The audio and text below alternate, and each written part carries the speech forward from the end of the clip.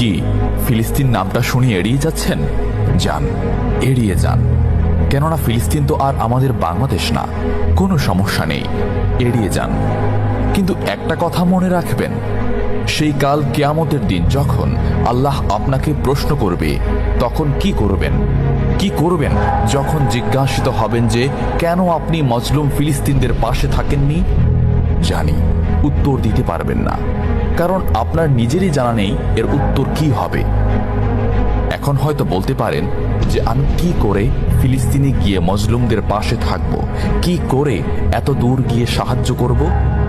হ্যাঁ, এইরকম প্রশ্ন যদি আপনার মনে উদয় হয়ে থাকে, তাহলে অবশ্যই আপনার মনে অলসতা আর বজ্রে ভরা। এই আধুনিক যুগে অস্ত্রের চেয়ে পাওয়ার হচ্ছে মিডিয়া, তাই মিডিয়ায় বেশি বেশি করে তা প্রচার করুন। হ্যাশট্যাগের মাধ্যমে প্রতিবাদ করুন। এই ক্ষুদ্র প্রতিবাদ একদিন অনেক বড় প্রতিবাদ হয়ে দাঁড়াবে। বিজয় একদিন ইসলামেরই হবে ইনশাআল্লাহ। এটা আমার কথা নয়, এটা এই মহাবিশ্বের প্রভুর কথা।